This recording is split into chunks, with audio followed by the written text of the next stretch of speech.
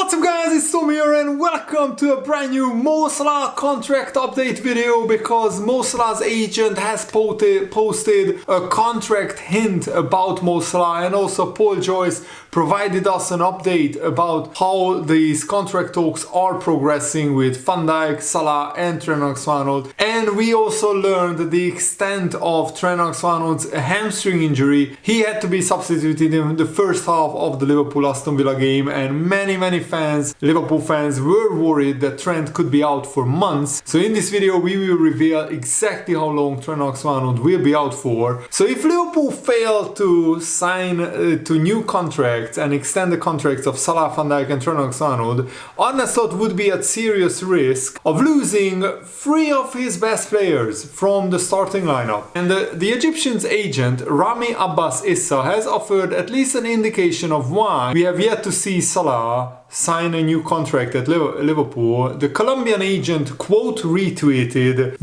that Salah has the most goal involvements this season in the Premier League with 14, more than Erling Haaland, Cole Palmer and all the other players. He said just simply best player in the world in response to the Premier League's graphic displaying goal involvements this season. And that probably means that the agent of Salah wants the best contract for the best player in the world, and he probably demands Liverpool, and Salah demands Liverpool, to significantly increase his £350,000 per week contract. How much do you think Salah should get the contract increase of? Because I think he's worth at least £400,000 per week. But of course it's a delicate balancing act, because Liverpool probably won't give Salah £500,000 per week, but then Luis Diaz will ask for 300k weekly wages. Luis Diaz right now is something like 80k weekly wages, and it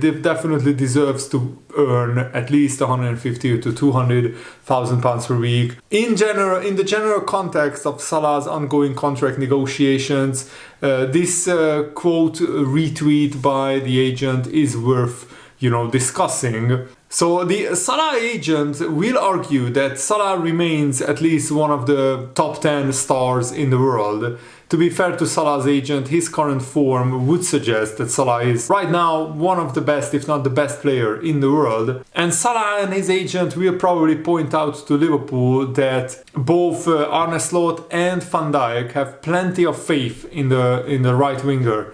It just remains to be seen to what extent Michael Edwards and Richard Hughes will agree with that, because they will be the people making the decision of how high Liverpool's contract offer will go. Van Dijk even said to reporters, physically I can definitely see that happening, that Salah will maintain his level for another couple of years. Mentally, that's in his hands. With certain players, you see how they keep playing at the highest level.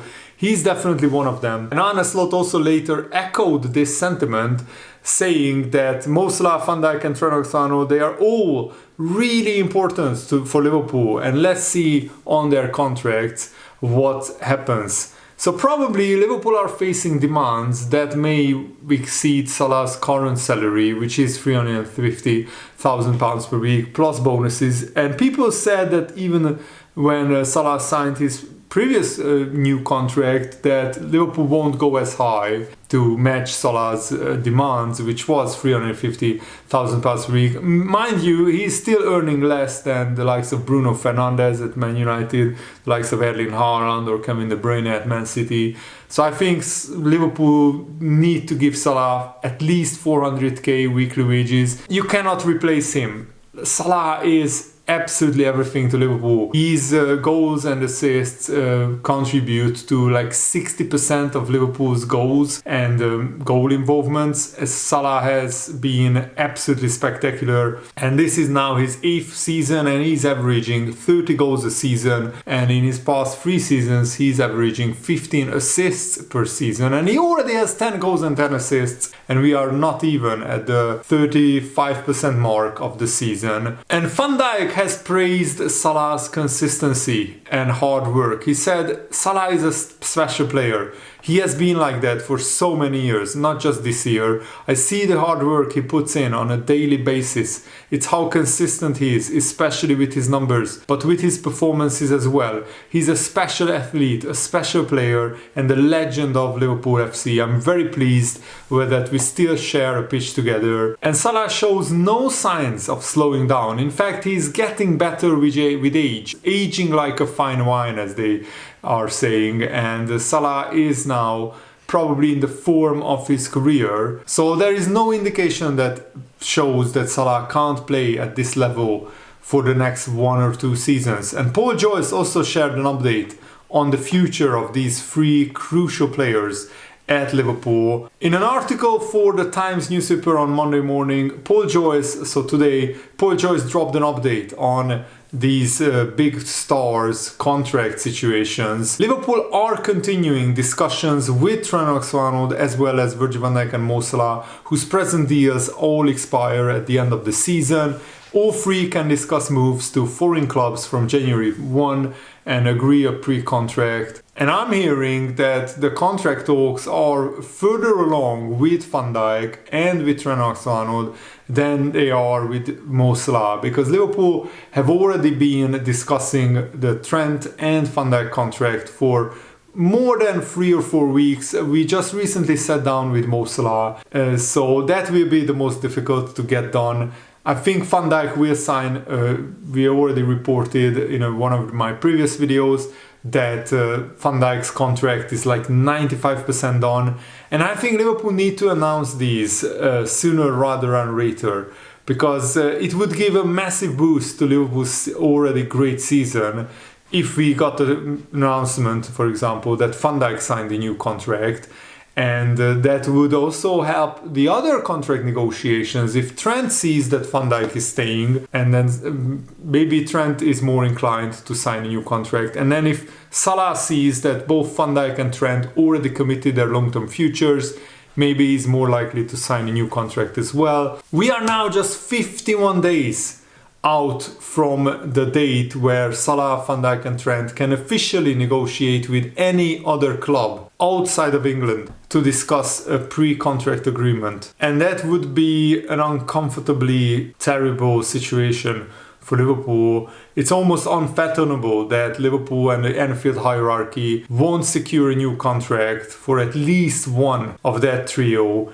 But I think it's a minimum requirement that at least 2 of those 3 players sign a new contract, because even just to replace 2 of those, to replace Salah and Trent would be almost mission impossible. To replace all 3, I mean, Liverpool would collapse if you have to replace all 3 players, because just Liverpool, I can't see them spending 400 million in one transfer window, because that's what it would take to replace all 3 of those players. Even to replace 2 of Salah and Trent, it would take 200-300 million pounds. At least it's clear that, according to Paul Joyce, Liverpool are in deep negotiations with all 3 of the big stars, and both Van Dijk and Salah are among the top 3 most used players in the Liverpool team this season, and also Trent Alexander-Arnold is among the 6 most used players in the Liverpool team. So Arne Slot, of course, trusts these absolute pillars of Liverpool's first team, and that level of involvement should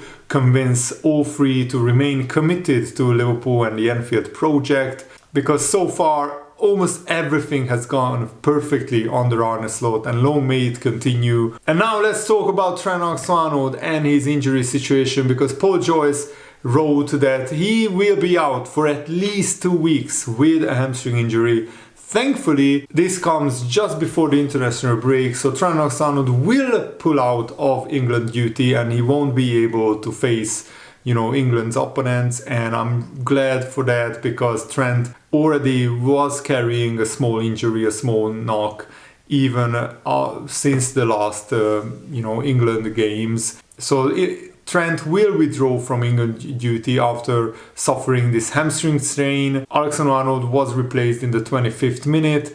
Liverpool will not take any risks, and by coming off early he avoided a more serious injury, and he will begin his rehabilitation immediately. And instead of a full hamstring tear, it was just a minor, small micro tear or micro fracture in his hamstring tissue that was revealed by the scans, which means that Trent Alexander-Arnold is potentially able to face Real Madrid and Man City after the Southampton game, after the international break. He's a doubt for the Southampton game. I wouldn't risk Trent Alexander-Arnold in that game. We would have started probably Conor Bradley anyway, because after that, Trent, if he's fit, he has to start against Real Madrid. He has to start against Manchester City. So I wouldn't put Trent to start all three of those games. So maybe play Conor Bradley as a right back against Southampton, and then you can hopefully, if Trent recovers in time, you can play him against Real Madrid. But even if he doesn't recover, in the Champions League we are fine. In the Premier League, however, the Liverpool-Man City game is absolutely massive, and it's a key to Liverpool's title challenge. We have to at least get a draw against Man City. We cannot afford to lose that, because that would give all the momentum back to Manchester City. So, and now by the way, Trent Alexander-Arnold hasn't played this fixture for 3 years. So he hasn't started at Anfield against Man City for Liverpool in the last 3 Premier League games because of injury. So now hopefully Trent Alexander-Arnold will be able to recover for that. That's 3 weeks away. So hopefully that will give Trent enough time to recover, but we shouldn't rush Trent back. The bottom line is he should be fully recovered, and that's when you play him, because you don't want to risk him getting injured again. And this update is crucial for Liverpool's season because of such a huge games coming up. So scans have revealed a low-grade hamstring strain rather than a serious tear of the hamstring tissue. So thankfully Trent Alexander-Arnold hasn't even been ruled out of the Southampton-Liverpool game on November the 24th. And this period is even more remarkable because Liverpool have a lot of injuries. Alisson, Harvey Elliott, Jota and Chiesa, 4 big players are missing for Liverpool. The Arsenal fans complaining that they have had injuries. It's an absolute nonsense, and it's not an excuse, because Liverpool had like 10 injuries last season and we still were in the title race up until April. So Arsenal, already being 9 points behind Liverpool, they shouldn't hide behind their injury troubles, because everybody gets injuries and you have to get on with it. Liverpool have a lot of injuries as well, not just Arsenal. We have our best goalkeeper, we have our best striker in Jota injured, we have 2 backup players, Harvey Elliott and Chiesa, injured as well. And this will be a balancing act for Arne Slot, because Arne Slot might need to adjust his style to compensate for these key absences. If Trent can't make a swift return, then Liverpool's attacking transitions could be compromised, as he often operates as an additional playmaker from the right flank. And you also have to be smart. You can't play Conor Bradley in every game, so maybe start Joe Gomez at right back against Southampton, and then you can have Conor Bradley playing against Real Madrid, and then hopefully Trent will be back for the Man City game. Arne Slot will have to experiment tactically if Trent misses another 2 weeks after the international break, but hopefully that's not the case. And thanks for watching, guys. I really hope that you guys enjoyed this video. Have a nice day. See you later. Goodbye.